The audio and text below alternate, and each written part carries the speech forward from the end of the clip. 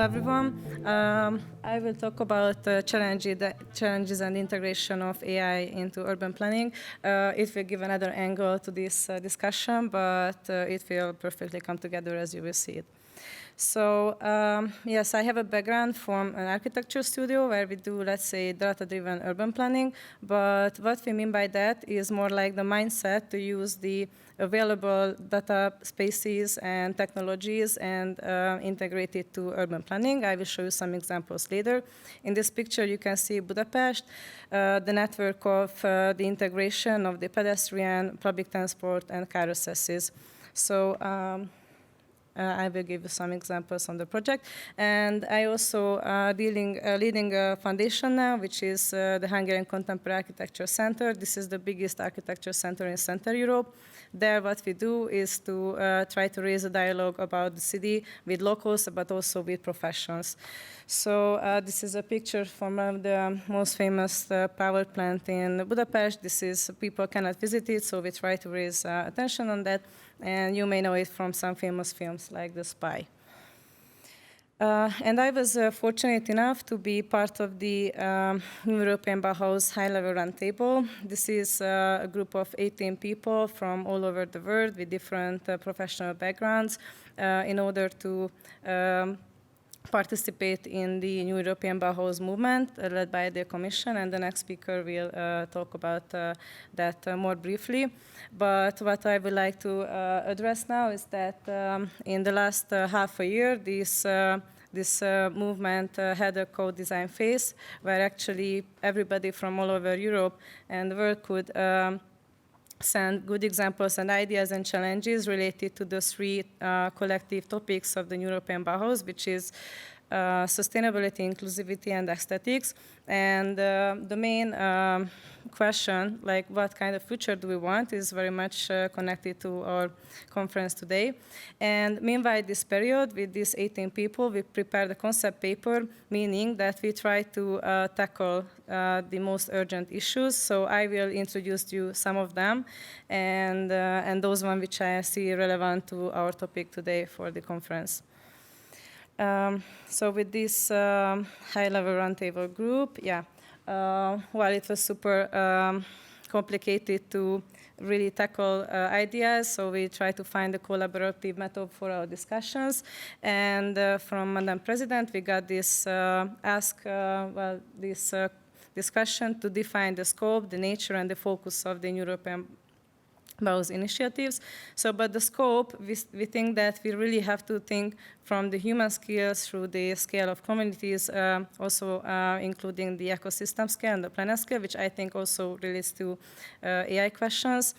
About the focus, we think that we really have to think about the integration of new technologies, new ideas in order to explore better ways for living, and really discuss new approaches about the new solutions. You may know also this is a famous building of Big, who is also one of the roundtable members. About the nature, we think that the whole movement should be radically inclusive, because otherwise we won't be able to really approach people who we want to involve to this kind of movements. This is another example of one of the members. So from the action points, we touched many things, so I just want to highlight some of them which might connect to the topics we have today.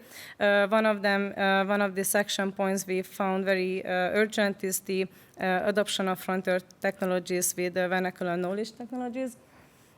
So one of them is, for example, creating new data spaces in order to support, for example, the Green Deal transition of the construction sector. This picture is coming from the NAV webpage. Xavier knows that. It's not a real data space yet, but we began to actually gather this kind of good solutions we can imagine for these new challenges. Another point is data-assisted design. I will show you some examples of that. How can we really involve them to the practical, the daily life? Because we have many of these technologies available, but still they kind of not really into the daily life planning and methodologies. In the picture you see simulations and another development from MIT. It's also very important to somehow make bridges between frontier technologies and vernacular knowledge, including AI-related solutions. Obviously, we were in this concept paper, we were mostly concentrating on the cities and the sustainable environment of the future. And also another one which I see relevant is to address challenges, but not including actors and system, the challenge anthropomorphism. So sorry, cannot pronounce it a nice way, but it's important to also consider things not only from our side, but also non-human and post-human approaches. And last but not least, it's also important to use more sustainable digital and technological solutions, which it's very, many of them are available for us, but still the practices doesn't really showing them. So these were some, just giving you some ideas what we were discussing in this roundtable partnership. And now I will show you 3 examples of our work. And because when we had the interview with Pau, I addressed this most important challenge, how to really involve bottom-up communities and different levels of the society into not just planning, but also introducing them to this kind of new technologies. So these three examples, one of them is reflecting on how to make inclusive projects and how to raise dialogue with people. The second one is about how to use collaborative technologies, and the third one is how we can support decision making. So let's see them. This is a territory in Budapest. It's quite big. It was a very huge industrial area, a classical brownfield area. And now it has a very special situation because the properties are very different owners. Some of them are private ownership, some of them has municipality and so on. And now we try to raise a discussion about how can we approach to this area in the levels of urban planning. So actually we used the MIT's Cityscope technology to raise a dialogue with people, and this MIT solutions called Cityscope, and we transferred it to this chapel island. And well, it's just show you the technical details that first you have to make a model. It's made of Lego, actually. You all know it.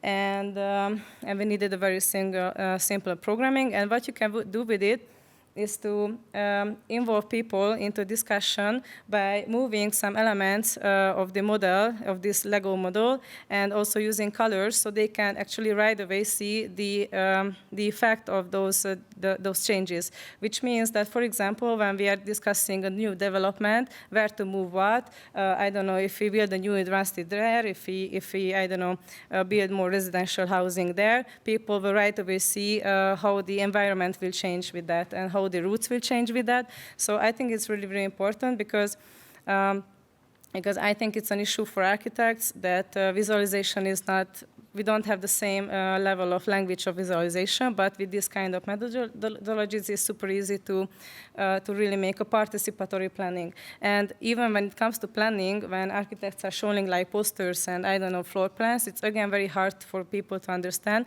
So with this kind of very easy visualization modeling, we can real time discuss the opinion of people. So we really love this project, and well, this is the workshop, but the methodology behind it is very simple. Even I could make the basic programming. So I am really glad that in the keynote speech we introduced these terms that automatization is not yet AI. So while in these examples I show you possible integrations of AI, because these programs are not 100% AI based yet, but I think this is a very good solution when it comes to, for example, working with communities. And this was, for example, a workshop, and we really invited people to try out these models. Yeah, so another example is about how can we use the existing databases for planning, strategic planning. And this one example is, we see here Palma de Mallorca, and the red dots are the photos taken by people. And if we analyze those pictures, we can actually identify which photos were taken by locals, which photos were taken by one-day tourists, which photos were taken by tourists who stay for long. And just knowing those routes and those habits and those spaces, we can definitely build a strategy on that. How can we then transfer the habits of the people there? How we can really propose solutions for the city about how to prepare the further planning. So, and this is actually it's again open source, and we actually just have to really analyze the data for that. These are just numbers you see from this precise project, but in the first picture you see photos made by locals, and in the other one photos made by tourists. And for example, it also shows us that local people love to make photos of their cities. And it's really good for us because we can really suggest things for long term for the city, because we can rely on the data which was made by the local people. So for example, in this case of Palma, we realized that they have too touristy places, which is maybe not very good for the local people. And on the right side, we see the same data in the case of Vienna. And in Vienna, what we see is that the red ones are the too touristy places, let's say it like that, and the green ones are the, let's say, more local places. So what we see here is that we can put up a model for Mallorca to follow up the methodologies used by Vienna, and also by using these dots, analyzing the routes, what they are doing, we can. Sorry, I want to go back. Yes, just okay. Yeah. So just analyzing this information, we can really do planning on that. So for example, in this other project, we did the same thing. This is Lake Balaton. It's a very huge lake. We can see the red lines are those spots which are visited by locals and bikers. They made a lot of pictures. You can also see that the northern part is much more developed. It's much more open to people now. And on the south part, it's not that connected yet. We made an urban development for a small town which is in the white circle, and actually using this information, we made the urban planning routes for this area. So for example, we could predict the routes for the bicycles and and the orange is where the bicycle route is missing, but people would like to go there, but there is no route now there, and the yellow ones are the existing ones. So for me, this is a nice way of using this kind of knowledge into real planning, and I can totally imagine in the future that these are very helpful also for the cities to know these, also for the regional municipalities and so on, and not mentioning urban planners. And in this third topic I want to introduce you is how can we support decision making by using space analysis programs. This one again on the left is Budapest. And on the right, we use a program, it's called Space Syntax, but what it does is actually analyzes the space by using dots and graph mathematics behind that. With that, yeah, it explains a little bit the methodology of that, but what's happening is that when we have a tissue of a city, like in the case of Budapest, we know how many dots do we have there, we know how many public spaces do we have there, we know how many private plots do we have there, and this system actually helps us to calculate the possibilities how to get from one point to another, and this is how we get the maps of connectivity. And for example, this is, maybe you cannot see it really nicely now, but we have where you see the black part, this is the Danube, and the blue lines are the less connected routes, and the red ones are the very good connected routes. So in this picture, it's again this Chapel Island I introduced you in the previous example. We can see now the public transport and the pedestrian network integration to the current city tissue. So by analyzing this, we can build on a new development of that, because we can again analyze the new development proposals, and we can of course realize if the suggested development is good or not, it helps the integrity or not. I'm not talking about design now, I'm just talking about really the availability and the integration of new areas, which can be actually very critical when it comes to bigger development in area. This is another example. I know it looks like a cat, but it's not. So it's these are the public spaces and like roads, squares, and so on. And for example, we made this analysis for these steps of the public transport. So the dots you see on the right around the red areas, these are the public transport stops, and the map shows us that whether these stops are available within 500 meters, because this is like the design standard. This is the distance we want to walk towards any stops. We are not really preferring to walk more. So again, it shows us which fragmentation of the city is integrated well to the public transport system and which is not. And obviously, you can. This is very helpful when designing these kind of routes, because it's very easy to move along on these routes while planning. And of course, we can also use this in order to predict where people likes to walk. And this is the example from Palma de Mallorca, which I showed you earlier. So it shows us which are the routes which are very much overwhelmed by tourists, and it actually helps the decision makers to rethink how do they handle the regulation about the approaching of these streets. And again, this is an example from Palma de Mallorca. As you see, it's it has much better colors. It means that the integration is actually better here.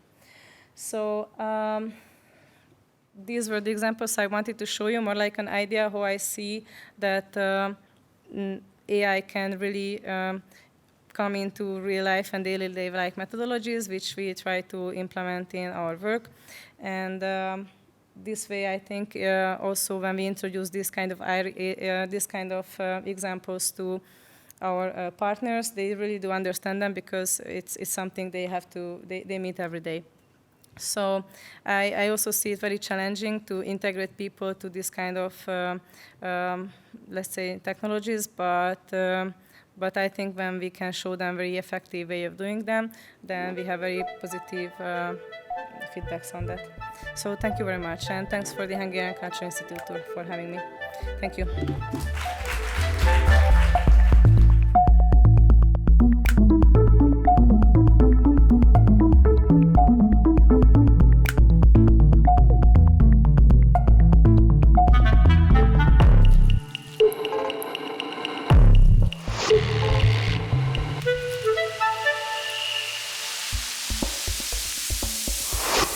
Thank you.